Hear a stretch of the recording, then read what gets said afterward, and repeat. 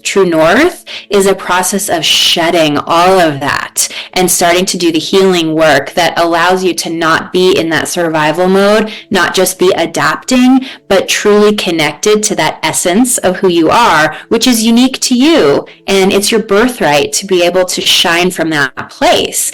This episode is for you if you want to not only live life, but live a radiant life. Hello, beautiful souls. Welcome to this episode where I'm joined by my guest, Kate King. Kate is a licensed professional counselor, board-certified art therapist, radiant life coach, published author, professional artist, and creative entrepreneur. Her new book is out, and it's called The Radiant Life Project. Awaken your purpose, heal your past, and transform your future. Welcome to the show, Kate. Thank you. So happy to be here with you. Kate and I really vibe on a level that we want you to live your best life. I call it the epic life. She calls it the radiant life. So let's go back and tell us your story of founding the Radiant Life Project. Tell us about that kind of life.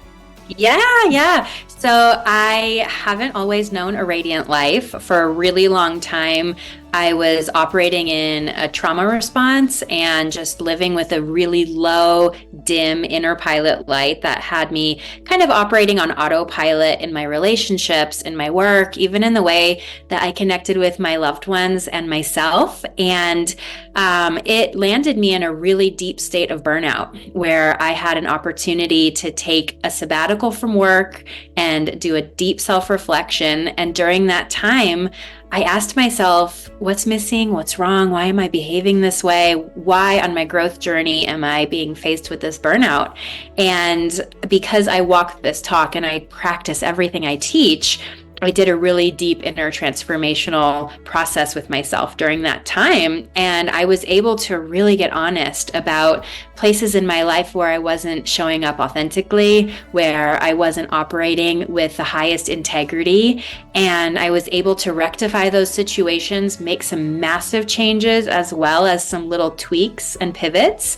And it was during that time that the Radiant Life Project kind of channeled down from somewhere else, some higher self place, through me and into this book that I created, which is really a masterclass how-to manual on how to illuminate your life from the inside out and live with your inner pilot light roaring with brilliance instead of just sort of squeaking by, trying to get through each day. Yeah. And because of society, because of peer pressure and so many reasons, right? Like you talked about trauma or family, we have become guided by who we think we're supposed to be rather than who we actually are. And I know you talk about the true north. Like, I also believe that we all have a true north. So tell us more about that. Absolutely. So I believe that inside of each of us, there's an essential self, and that is the consciousness of who we are. It's who we came into this world to be. And as we move through life, we come into different experiences and relationships and traumas and all kinds of things that derail us and teach us how we need to adapt in order to survive, to earn belonging, to earn love.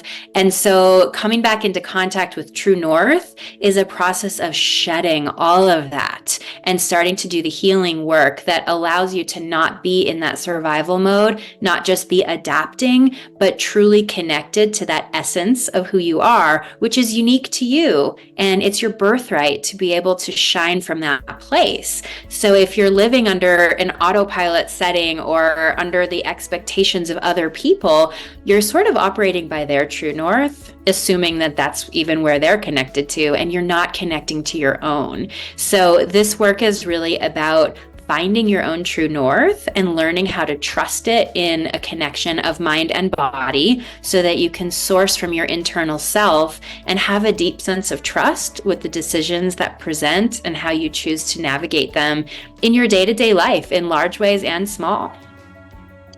Yeah, I definitely believe all our true north is there, like our well of wisdom is there. Sometimes it's just covered up.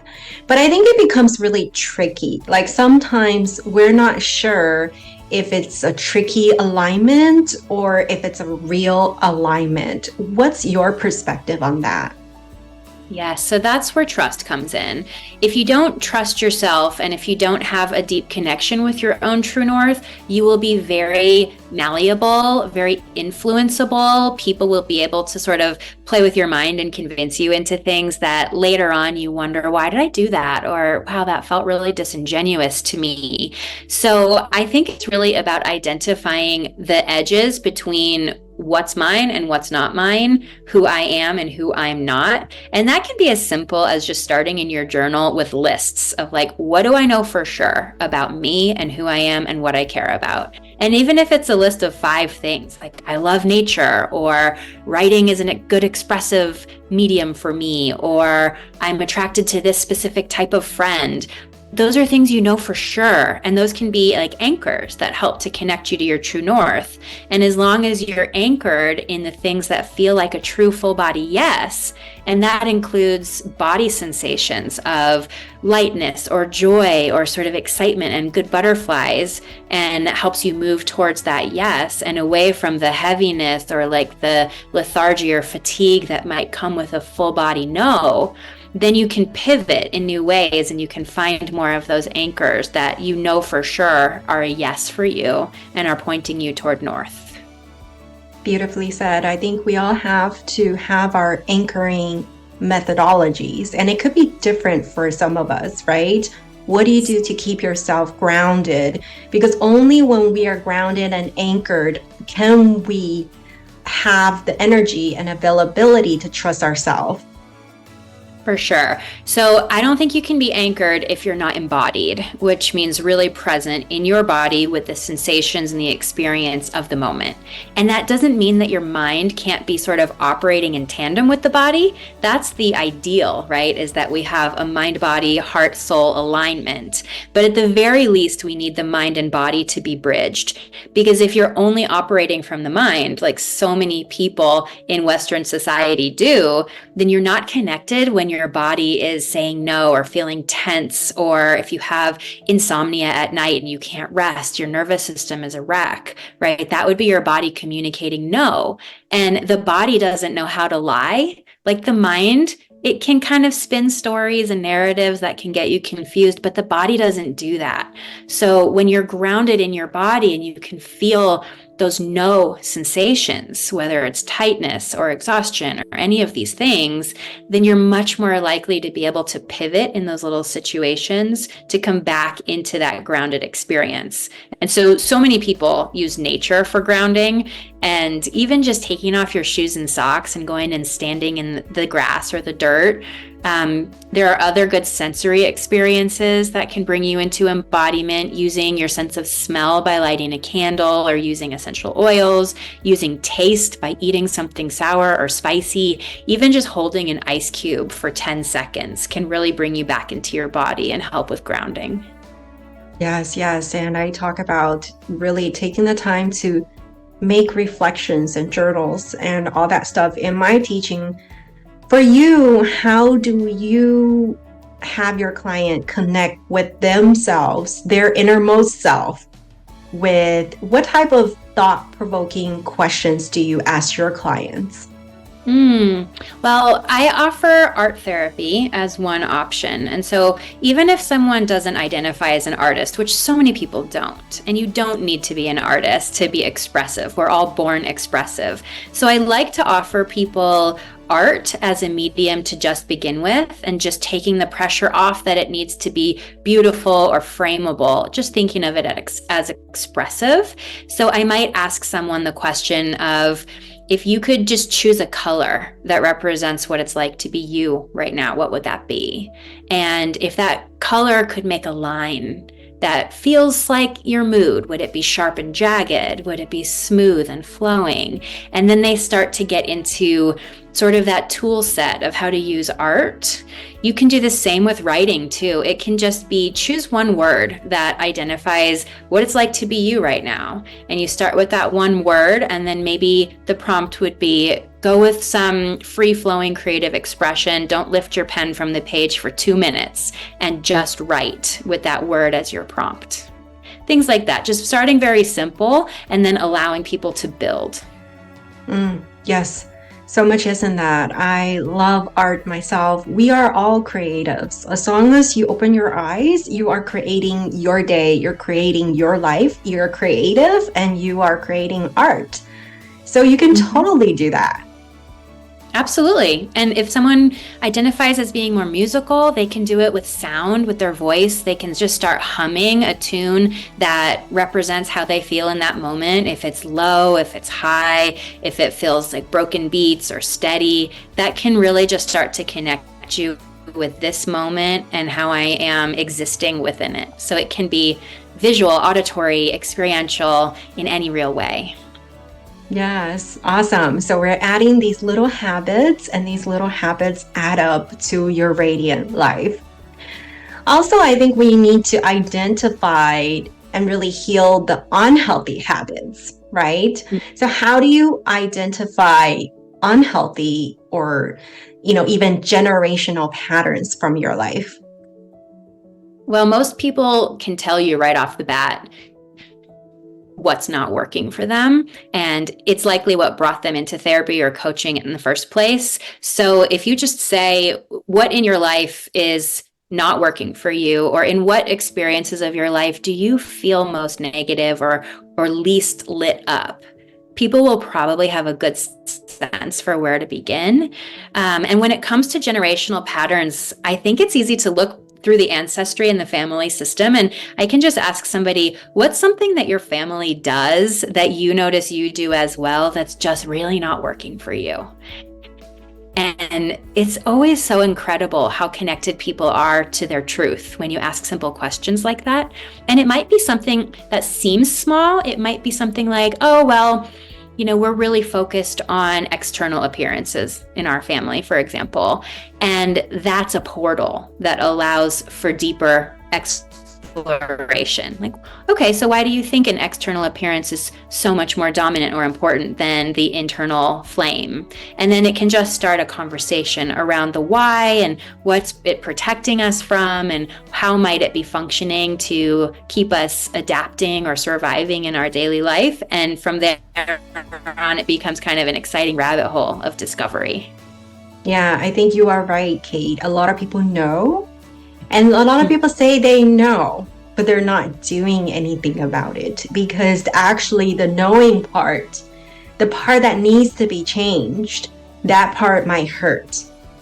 So how do you come around really to have that lasting change and to actually make those change when they know it needs to be changed? I always start with regulating the nervous system, because real change and growth cannot happen if a person's not feeling safe in a very primal, deep-seated way. So I'll first ask people if they have any tendencies toward anxiety, towards depression, if they have little habits, like maybe they tap their foot all the time. These are little indicators that the nervous system might be wired. I ask about their sleep. I ask about their ability to unplug and rejuvenate, self-care. So we'll kind of start there. And then there are so many amazing methodologies for helping to balance the nervous system. I really like polyvagal theory. If your listeners want to look into that, it's an incredible modality. And we talked a little about anchoring, but Deb Dana wrote a book called Anchored that is in the polyvagal theory realm that could be a really good resource for people. So I start with the nervous system, because I understand that that's the base for safety to change and grow. And once the nervous system is regulated and a person feels like they have the capacity and the bandwidth to do some of the deep inner work, then I have an eclectic library of offerings, many of which I share in my book, where we can kind of pick and choose what feels like the right direction for a person to really explore deeply into what's not working and how they'd like to make that change. I like that. That's something new to me as well.